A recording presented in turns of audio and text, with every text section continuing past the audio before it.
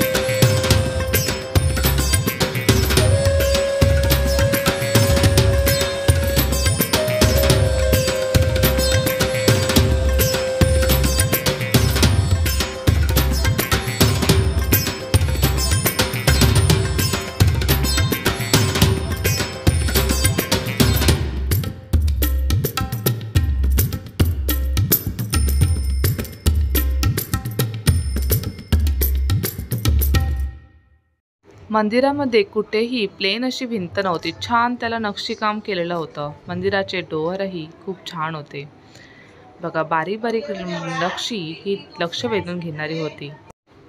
मंदिराच्या बाहेरूनही आपण प्रदक्षिणा मारू शकतो. खूप असा आजूबाजूलाही परिसर मोकळा आहे.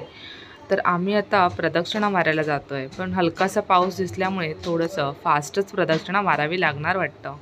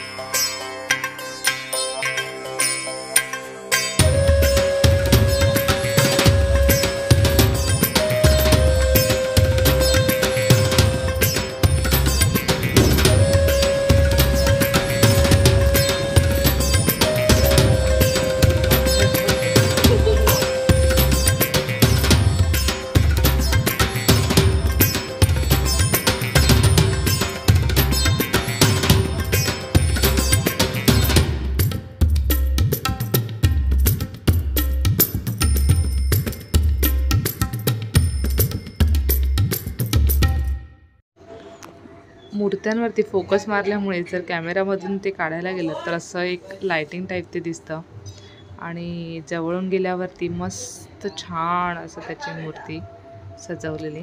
आणि इथे मेन म्हणजे कॅमेरा अलाउड आहे. शांततेत दर्शन घ्यायला मिळते. कोणीही तुम्हाला पटकन घ्या निघा असं म्हणत नाही. त्या आवारात आपण बसू पण शकतो.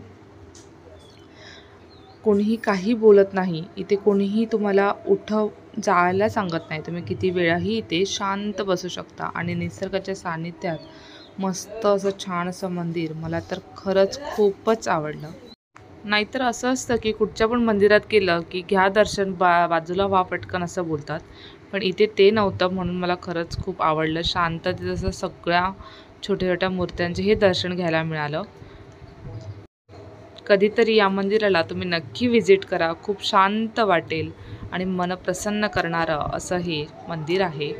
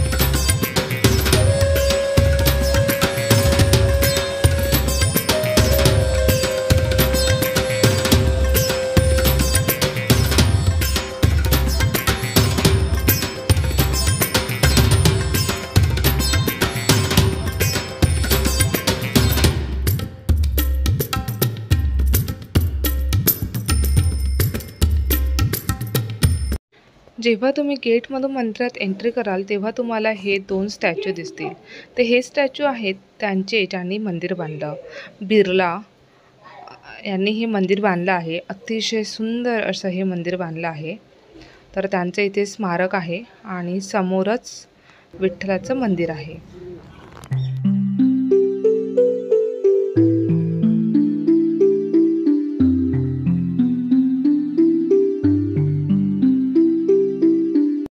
मंदिराच्या बाहेर डाव्या साईडला गेल्यावर ते एक गेस्ट हाऊस आहे आणि त्या गेस्ट हाऊसच्या बाहेर जो परिसर आहे, जी पायवाट आहे, खूपच छान असं हिरवगार वातावरण, खूप झाडं आहेत, खूप छान वाटतं.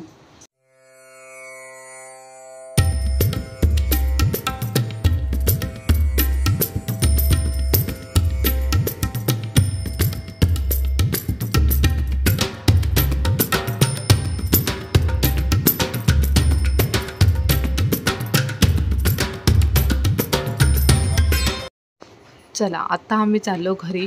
तर तुम्ही पण या मंदिराला भेट द्या. खूप छान असं मंदिर आहे, तुम्हालाही खूप भारी वाटेल.